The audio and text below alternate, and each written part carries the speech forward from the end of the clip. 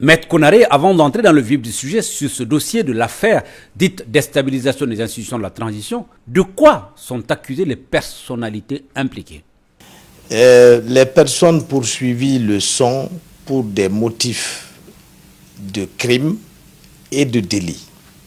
Le crime principal poursuivi est celui de complot contre la sûreté intérieure de l'État. Et l'un des délits poursuivis est celui d'offense au chef de l'État. Et la procédure tend donc à mêler ces différentes infractions et à les faire juger ensemble par la cour d'assises au cas où l'instruction retiendrait des charges contre les personnes poursuivies.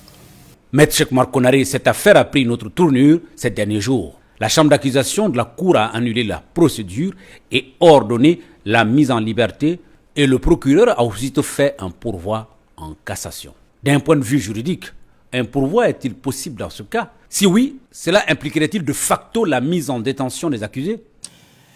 Je vais vous édifier par rapport à certains concepts de droit que les gens n'arrivent pas à comprendre. Les gens ordinaires, je veux dire. Il y a en droit un principe qui dit « la plume est serve, mais la parole est libre ».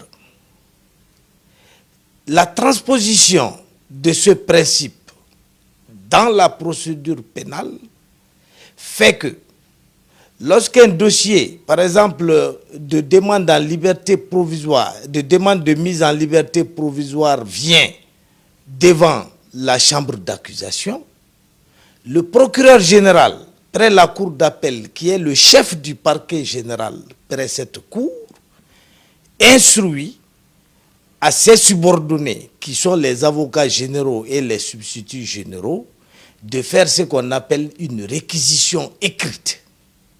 Cette réquisition écrite peut, si le procureur général le demande, s'opposer à la mise en liberté des personnes poursuivies.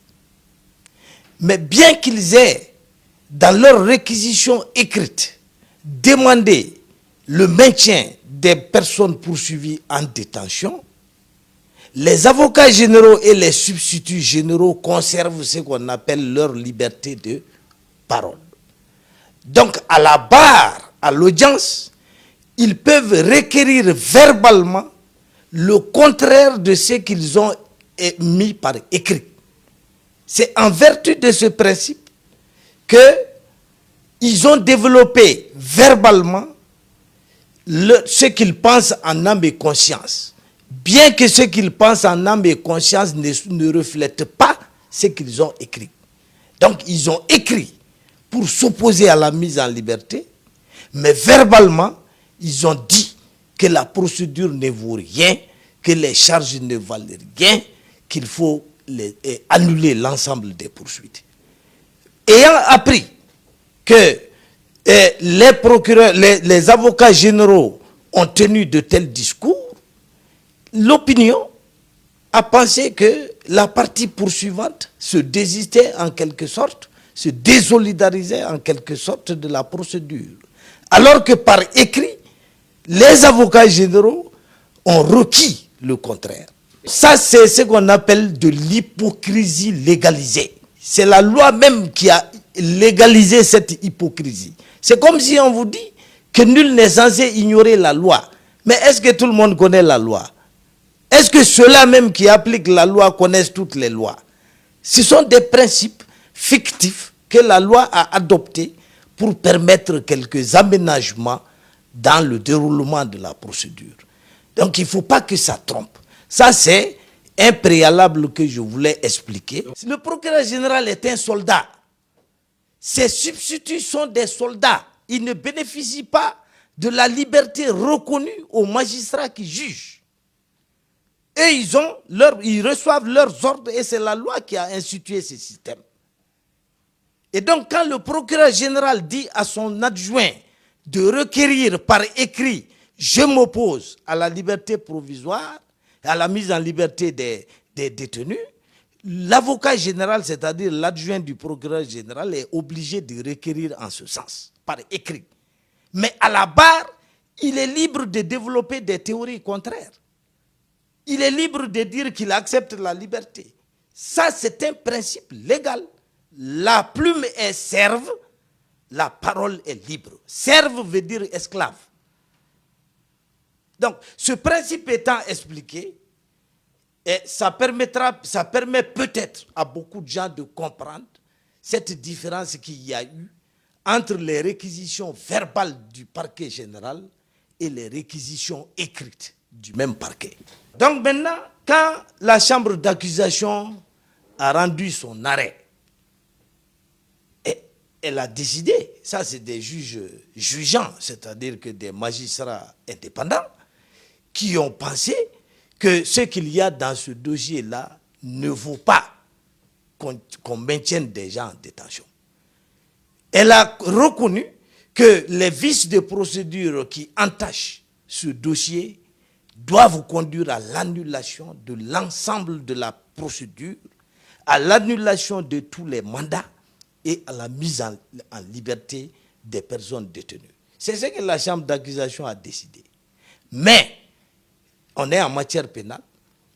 Quand vous lisez l'article 505, le pouvoir du parquet général contre les arrêts de la chambre d'accusation ont un effet suspensif, quel qu'il soit. Donc, si le parquet général fait pourvoi en cassation contre un arrêt rendu par la chambre d'accusation, cet arrêt est considéré comme sans effet jusqu'à ce que la Cour suprême statue. Maître Chekmar Konaré, qu'est-ce qui reste comme moyen juridique aux avocats de la défense pour obtenir la libération de leurs clients? Le parquet général dit qu'il n'est pas content de la décision d'annulation de la procédure. C'est son droit. Il s'est pourvu en cassation. Nous allons devant la Cour suprême. Nous n'avons pas à exercer d'autres voies de recours, puisque la décision nous est favorable. Et donc la décision va maintenant, le dossier va maintenant devant la Cour suprême, qui va statuer sur les aspects du droit, qui va examiner si oui ou non la chambre d'accusation a eu raison en droit d'annuler la procédure, d'annuler les mandats et d'ordonner la mise en liberté des détenus. La Cour suprême peut décider que l'arrêt rendu par la chambre d'accusation est parfaitement légal, auquel cas tout le monde va sortir des prisons, et la procédure est annulée, tout le monde, il n'y a plus de dossier. Et la Cour suprême peut aussi décider que c'est le parquet général qui a raison et qu'en réalité l'arrêt là n'a pas de base légale suffisante. Elle peut casser et renvoyer devant la chambre d'accusation autrement constituée. Et pendant tout ce temps, les détenus vont garder prison. Aucun d'eux ne peut sortir si ce n'est sur ordre écrit du procureur général près la cour d'appel. Alors, Maître Chekmar Konaré, quelle issue voyez-vous à cette affaire en tant qu'analyste? Honnêtement, si je me fie aux expériences passées, cette affaire, la Cour suprême ne rendra pas son arrêt avant 3 mois. Non, nous allons nous activer pour que le dossier aille très vite devant la Cour suprême et que très vite, l'instruction du dossier soit faite devant la Cour suprême et qu'une décision de la Cour suprême intervienne au plus tôt. Mais, vous savez, les procédures sont lentes au Mali. Il faut que le dossier soit mis en état, que les pièces soient rassemblées, qu'il y ait des rapports, etc. Et donc, ça traîne. Et ça, c'est courant. C'est dans tous les dossiers, ça. Maître Chekmar Konaré, du cas de l'ancien Premier ministre Boubou Cissé, il n'est pas enfermé, il n'est pas convoqué, et pourtant il se retrouve acteur là-dedans, jubilant la libération et dénonçant l'abus. C'est l'une des bizarreries de ce dossier. Parce que tous ceux qui sont poursuivis aujourd'hui sont censés avoir agi pour le compte de quelqu'un qui ne fait ni l'objet d'une convocation, ni l'objet d'un mandat d'arrêt ou d'un mandat d'amener. Et donc ceux qui sont là, c'est comme si vous voulez des colis, quoi, de transit qu'on a pris comme ça là, et qu'on a mis en attendant qu'on trouve l'intéressé principal. Moi, je trouve que c'est déplorable. Maître Cheikh Marconaré, est-ce que vous ne craignez pas que cette affaire ne fasse jurisprudence dans l'histoire de la juridiction malienne? Je vais vous dire ma conviction dans ce dossier est que les charges retenues ou les reproches adressés à ces détenus-là ne résistent à aucune analyse juridique ni à aucune analyse des faits. Maintenant, la procédure est ce qu'elle est. Chacun a son droit de recours. Malheureusement, les droits de recours du parquet sont assortis de ce qu'on appelle un effet suspensif. Vous savez que les droits de recours de la partie civile n'ont pas le même effet. Par exemple, si vous poursuivez quelqu'un et que la justice décide de lui accorder une mise en liberté provisoire, vous, en tant que partie civile, si vous faites appel, cet appel n'est pas suspensif. La personne est libérée, malgré votre appel. Mais si c'est le procureur de la République qui fait appel, la loi dit que cet appel a un effet suspensif et la personne reste en prison. Donc il y a une discrimination instituée par la loi elle-même. Les recours n'ont pas le même effet. Et les recours du parquet général ou du parquet ont cet effet parce que le parquet est censé représenter l'ensemble de la société alors que la partie civile n'agit que pour son compte personnel. Enfin, Maître Konaré, peut-on dire que ce procès est politique? Moi, je crois. Parce que dans ce dossier-là, je ne vois aucun fait susceptible d'être valablement défendu devant une juridiction indépendante. Je ne vois pas trace du moindre fait susceptible d'accréditer la thèse d'un complot. Comment peut-on parler de complot quand il n'y a pas de militaires dans le dossier?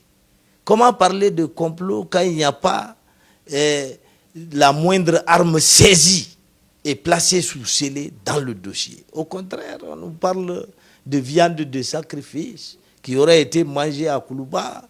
On parle de choses ridicules de ce genre. Moi, je ne crois pas à cette affaire. C'est une affaire purement politique.